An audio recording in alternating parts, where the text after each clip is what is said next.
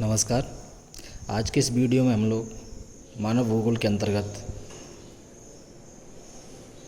Eskimo जनजाति के बारे में विस्तार पूर्वक पढ़ेंगे, जिसमें निम्न पॉइंटों को हम विस्तार पूर्वक इस वीडियो के माध्यम से जानेंगे, जिसमें सामान्य परिचय, निवास क्षेत्र, शारीरिक संरचना, चरित्र की विशेषता, घर एवं वस्त्र, आखेट करने वाले यंत्र एवं उपकरण। ठीक है, आखेट के अंतर्गत हम पढ़ेंगे शीतकालीन आखेट, ग्रीष्मकालीन आखेट, बसंतकालीन आखेट। उसके अंत में हम लोग एस्किमो जनजाति के समाज के बारे में जानेंगे। तो चलिए शुरुआत करते हैं एस्किमो जनजाति के बारे में।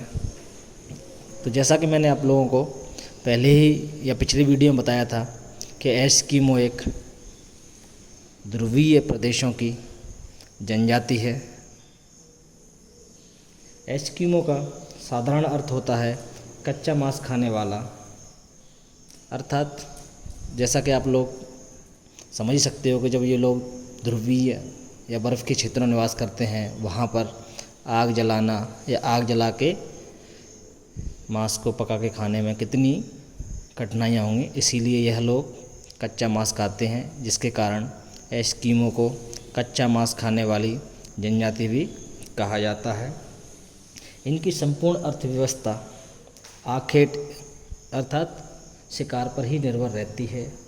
एस्किमो जनजाति का जीवन कठोर वातावरण, निम्न आर्थिक क्रियाएं तथा विश्व के अन्य लोगों से संपर्क का अभाव आदि कठिनाइयों के बीच गुजारता है। तो ये इसका एक सामान्य परिचय है कि एस्किमो जनजाति को सामान्य रूप से कच्चा मांस खाने वाली जनजाति कहा जाता है। इन लोगों का जीवन कठोर होता है। इनकी अर्थव्यवस्था का प्रमुख आधार ही शिकार करना होता है। विश्व के अन्य क्षेत्रों में निवास करने वाले लोगों से इनका मिलना जुलना ना के बराबर होता है। ठीक है, इसके बाद देखते हैं हम इनका निवास क्षेत्र। एस्किमो के निवास स्थल प्रमुख रूप से संयुक्त राज्य अमेरिका या ये कहेंगे अमेरिका महाद्वीप के उत्तर पूर्व में स्थित अलास्का, ग्रीनलैंड, बेरिंग जलडमरू मध्य, संयुक्त राज्य अमेरिका के अलास्का एवं रूस के सुदूर पूर्वी हिस्से के मध्य अवस्थित है। इन क्षेत्रों में इस जनजाति के लोग घुमक्कड़ जीवन व्यतीत करते हैं। इनका निवास क्षेत्र मुख्यतः टुंड्रा प्रदेश के अंतर्गत आता है। टुंड्रा प्रदेश उस क्षेत्र से कहते हैं जो 60 से 70 डिग्री उत्तरी अक्षांशों या अक्षांशों के ऊपर स्थित होता है, उत्तरी एवं दक्षिणी अक्षांशों के। लेकिन एस्किमो जनजाति ध्रुवीय प्रदेशों में प्रमुख रूप से निवास करती है। एस्किमो लोगों को प्रमुख रूप से निम्न नामों से पुकारा जाता है, जैसे यूइत, चुकची, यूकागिर, याकूत, साइबेरिया तथा स्कैंडिनेविया। स्कैंडिनेविया के अंतर्गत यूरोप महाद्वीप के नॉर्वे, स्वीडन एवं फिनलैंड देशों को शामिल किया जाता है। रूस में एस्किमो को सामी या लैप्स भी कहते हैं। वर्तमान समय में एस्किमो जनजाति की कुल जनसंख्या 10 लाख के आसपास मानी जाती है। अधिकांश मानवशास्त्रियों की मान्यता है कि एस्किमो उत्तरी अमेरिका के रेड इंडियन की ही एक जाति है।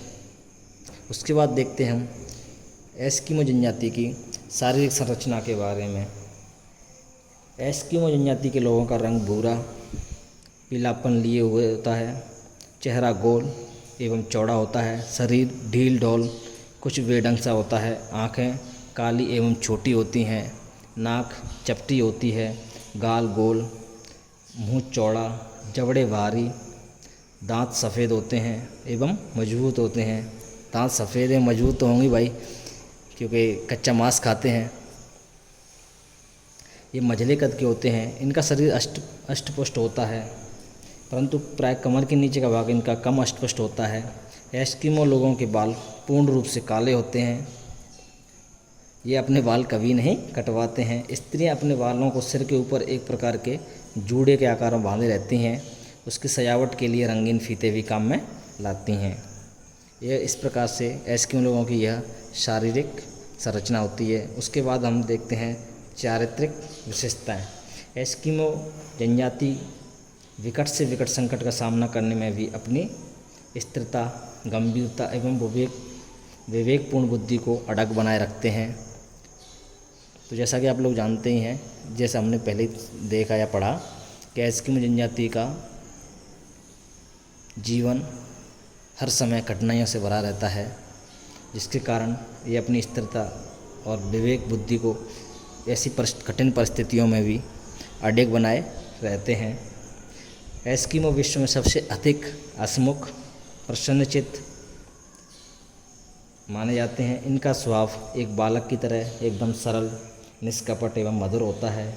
यही उनकी सबसे बड़ी धरोहर है, जिसके बल पर वह भूतकाल के संताप तथा भविष्य की चिंताओं से मुक्त रहते हैं। इन्हें झूठ बोलना अच्छा नहीं लगता है, ना ही इन्हें चोरी करना आता है। तो ये इनकी चारित्रिक विशेषता है कि ये लोग सीधे, सरल एवं एक बच्चे की तरह होते हैं। इनको चोरी करना व झूठ बोलना आता नहीं है। इसके बाद हम देखते हैं इनके घर एवं वस्त्र।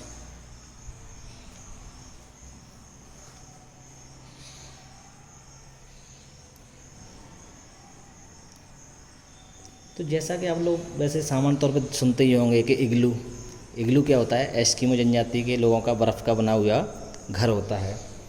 तो ग्रीष्म ऋतु में एस्किमो अपने घर तट के किनारे स्थापित करते हैं। इनके ये ग्रीष्मकालीन घर कैरीबू एवं ध्रुवी भालू की खाल से बने होते हैं। इस चमड़े से बने ग्रीष्मकालीन निवास को ट्यूपिक कहा जाता है। अब यहाँ पर आप लोगों को ये बात ध्यान रखनी है कि जो एस्किमो जनजाति के ग्रीष्मकालीन घर होते हैं, जिनको ये लोग किसी सागर तट के या किसी झील के किनारे स्थापित करते हैं, उसको क्या कहते हैं, ट्यूपिक कहते हैं। और जो इग्लू होते हैं वो इनके बर्फ़ के बने हुए घर होते हैं। लेकिन शीतकालीन घर ग्रीष्मकालीन घरों से एकदम क्या होते हैं, विपरीत होते हैं। शीतकाल में ये लोग बर्फ़ की शिलाओं को काट कर उन्हें ईंट या पत्थरों की भांति जमा कर देते हैं। इस शीतकालीन घर को इग्लू के नाम से जानते हैं। इग्लू से एक लंबा सुरंगनुमा मार्ग बाहर जाने व अंदर जाने के लिए होता है, जिसका दरवाज़ा बहुत ही क्या होता है, छोटा होता है, जिसके अंदर ये लोग रेंग कर अंदर घुसते हैं। इग्लू का अंदर का भाग समूर एक जानवर होता है, उसकी खाल से ढका रहता है। इग्लू के अंदर यह लोग रोशनी करने के लिए जानवरों की चर्बी को जलाते हैं। तो इस प्रकार से एस्किमो जनजाति के लोगों के घर दो प्रकार के होते हैं, ग्रीष्मकालीन घर एवं शीतकालीन। ग्रीष्मकालीन घरों को ट्यूपिक कहते हैं, जो किसी सागर तट के निकट बने होते हैं। एवं शीतकालीन घर जो बर्फ़ की शिलाओं को काट कर बनाए जाते हैं, उनको इग्लू कहते हैं। और उनका दरवाज़ा बहुत ही छोटा होता है, जिसमें रेंग कर अंदर जाया जाता है। घर के दरवाजे को छोटा इसीलिए बनाया जाता है कि उसमें जब बर्फ़ के तूफ़ान आते हैं तो उसकी हवा उसके अंदर प्रवेश ना कर सके। और रोशनी करने के लिए ये लोग जानवरों की चर्बी का उपयोग करते हैं। उसके बाद देखते हैं हम लोग एस्किमो जनजाति के लोगों के वस्त्र। ग्रीष्म ऋतु के समय एस्किमो लोग आकेट से या शिकार करने से प्राप्त हुई खाल को पहनते हैं। कैरीबू का चमड़ा एवं सील मछली के चमड़े की अपेक्षा अधिक हल्का होता है एवं गर्म तथा लचीला होता है। अतः ज़्यादातर एस्किमो कैरीबू क्या होता है, एक बर्फीय जानवर होता है जो हिरन की तरह दिखता है। ठीक है, उसके जो वस्त्रों को ग्रीष्म क्या करते हैं, अधिकतर पहनते हैं। अगर जिन स्थानों पर कैरीबू नहीं पाए जाते हैं, वहाँ पर यह लोग ध्रुवी भालू के बालों से वस्त्र बनाकर शीतकालीन कठोर परिस्थितियों में अपने शरीर की रक्षा करते हैं। पुरुष आधुनिक ऊनी जर्सी से मिलता जुलता एक वस्त्र पहनते हैं जिसे तिमयाक कहते हैं। यह सील मछली की खाल से बनाया जाता है। तिमयाक के ऊपर पहने जाने वाले कपड़े को अनुहाक कहते हैं। चमड़े से बनाए गए यह वस्त्र पुरुषों के प्रमुख परिधान होते हैं। परिधान मतलब पहनावा। इसके अलावा स्त्रियों के पाजामे पुरुष की अपेक्षा छोटे होते हैं तथा इनके जूते बड़े होते हैं तथा घुटनों तक होते हैं। पुरुष, स्त्रियां, बच्चे सभी घर के भीतर बिना किसी वस्त्र के ही रहा करते हैं। इसके बाद हम लोग एस्किमो जनजाति के आखेट एवं उनके उपकरणों की बात करते हैं। तो आखेट, जैसा कि आप लोग जानते ही हैं कि शिकार करना एस्किमो जनजाति का प्रमुख व्यवसाय है। एस्किमो जनजाति के लोग अलग अलग ऋतुओं में अलग अलग प्रकार से शिकार करते हैं, जिनको हम शीतकालीन आखेट, ग्रीष्मकालीन आखेट एवं बसंतकालीन आखेट के रूप में विभाजित करके देखते हैं। तो सबसे पहले हम लोग शीतकालीन आखेट के बारे में जानेंगे। शीतकाल के समय एस्किमो लोग किसी सागर तट के निकट निवास करते हैं। इस ऋतु में ये तट के निकट सील मछली का शिकार करते हैं। जब मछली बर्फ़ में बने छिद्रों से, अर्थात ये लोग क्या करते हैं कि बर्फ़ में छिद्र बना देते हैं, छेद कर देते हैं। जब सील मछली इन छिद्र से सांस लेने के लिए बाहर आती है तो यह लोग अपने एक यंत्र होता है इनका, हार्पून कहते हैं, उसकी सहायता से ये उसका शिकार करते हैं। और यह शिकार करने की प्रक्रिया को माव पाक कहते हैं। दूसरी विधि इतुरपरक कही जाती है, जिसके अंतर्गत यह लोग बर्फ़ में 2 छिद्र बनाते हैं। एक और एक व्यक्ति को खोज निकालता है, दूसरा व्यक्ति हार्पून लिए खड़ा रहता है, जो दूसरे व्यक्ति का आने का संकेत देता है। उसके आधार पर वह वहाँ पर सील मछली का शिकार करता है। इस प्रकार से शीतकाल में एस्किमो जनजाति के लोग माओपाक एवं इतोपाक इन 2 विधियों से सील मछली का शिकार करते हैं। इसके बाद देखते हैं हम लोग ग्रीष्मकालीन आखेट के बारे में। इस ऋतु में जब बर्फ़ पिघल जाती है और विभिन्न प्रकार की वनस्पतियाँ उगाती हैं, इन वनस्पतियों को खाने के लिए कैरीबू जानवर के विशाल झुंड तथा अमेरिकन रेनडियर के समूह इस ऋतु में इस घास को खाने के लिए आते हैं। तब एस्किमो लोग अपने यंत्रों एवं औजारों की सहायता से इन जानवरों का शिकार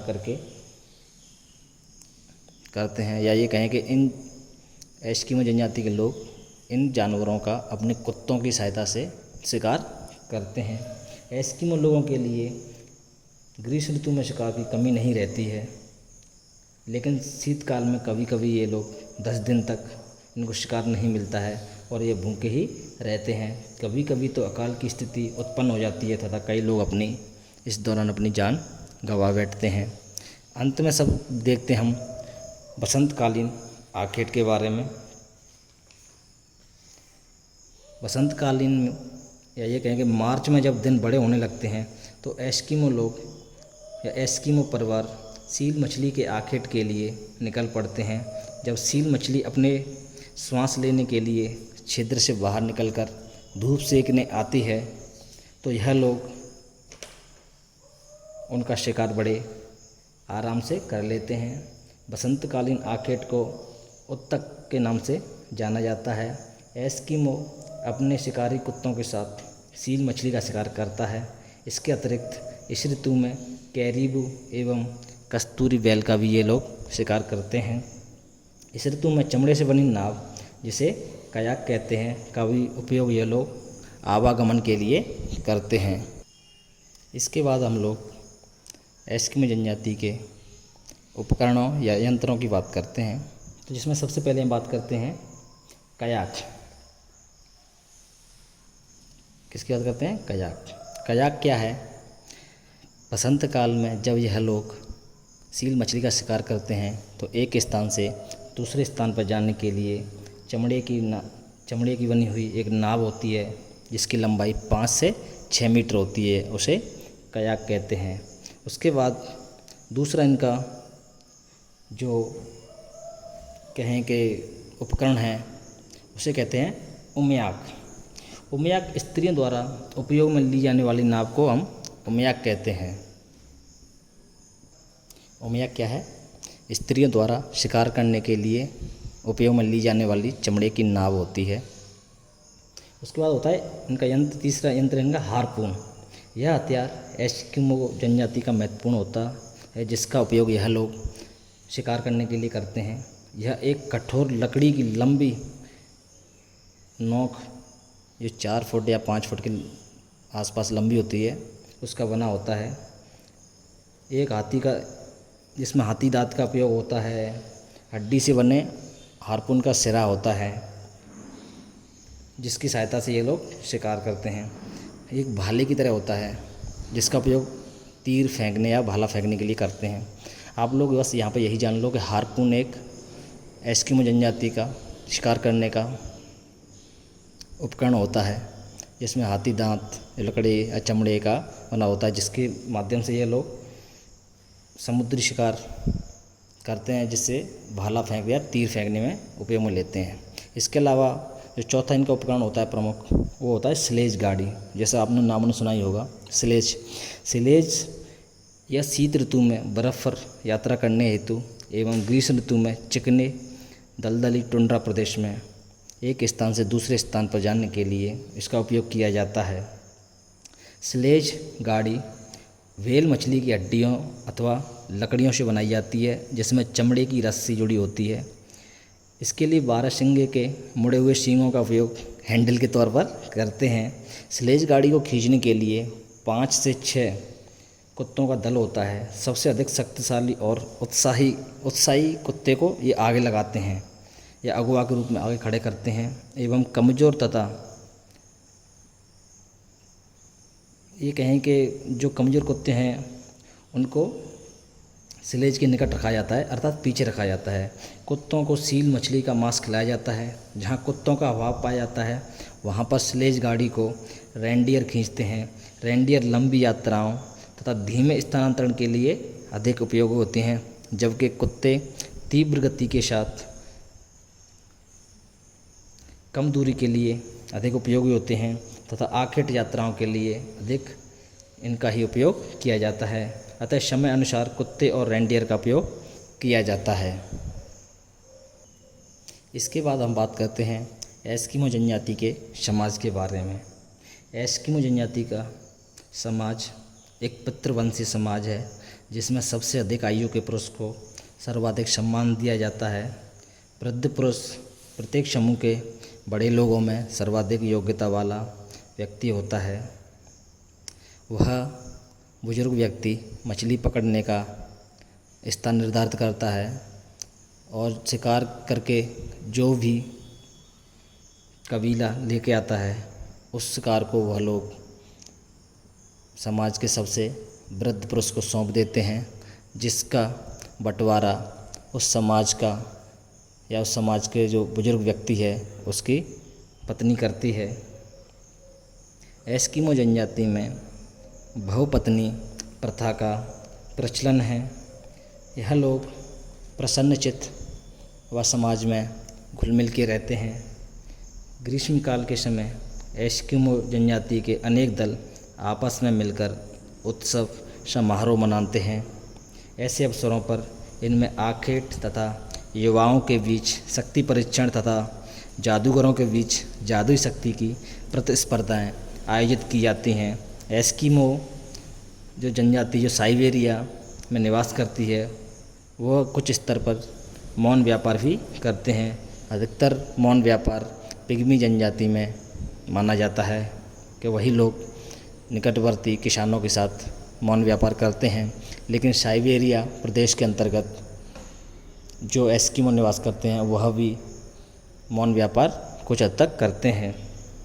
एस्किमो लोग युद्ध से अनभिज्ञ होते हैं तथा अन्य लोगों की अपेक्षा इन्हें जीवन के लिए अधिक संघर्ष करना पड़ता है तो ये बात तो आप लोग अब समझ ही चुके होंगे कि ये एस्किमो लोग विश्व में सबसे अधिक कठिन जीवन व्यतीत करने वाले लोग हैं। जब शीत ऋतु कठोर एवं अंधकारमय होती है एवं भोजन की कमी हो जाती है, जैसा कि आप लोगों को पहले बताया था कि शीतकालीन समय में 10-10 दिनों तक इन लोगों को शिकार नहीं प्राप्त होता है, तो उस समय ऐसे समय में जो समाज के बूढ़े एवं अशक्त व्यक्ति होते हैं वह लोग अपने सभी वस्त्रों को त्याग कर घरों से निकलकर निरंतर बर्फ़ पर चलते जाते हैं जब तक कि उनकी मृत्यु ना हो जाए।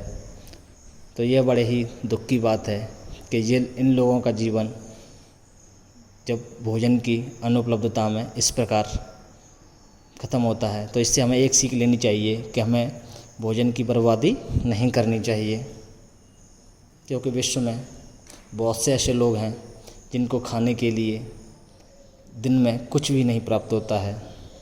तो इसीलिए हमें लोगों को भोजन कम से कम खाना चाहिए जितनी हमारी ज़रूरत हो, और ना के बराबर, या ये कहें कि बिल्कुल भी नहीं हमें भोजन खराब करना चाहिए।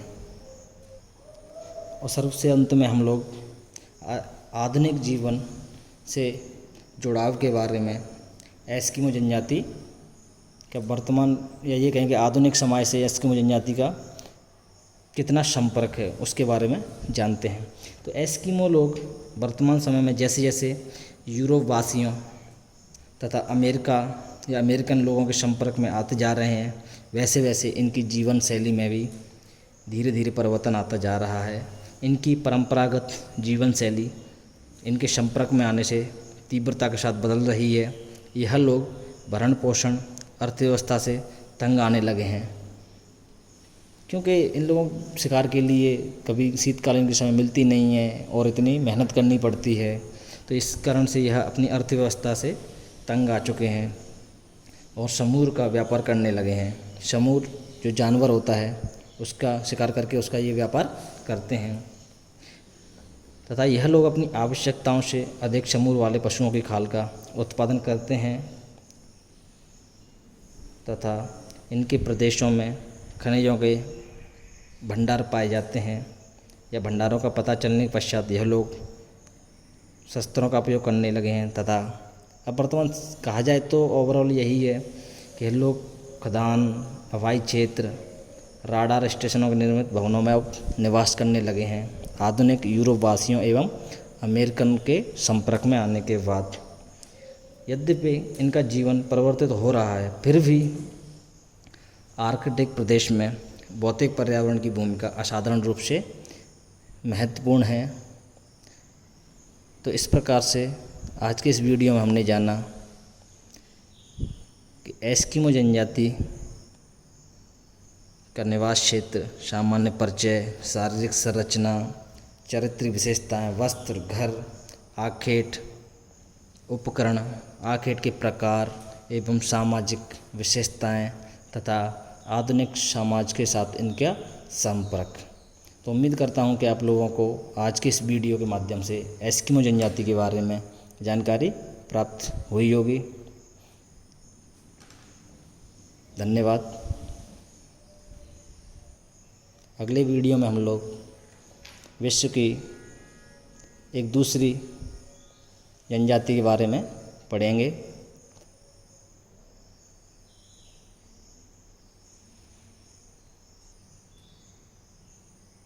धन्यवाद।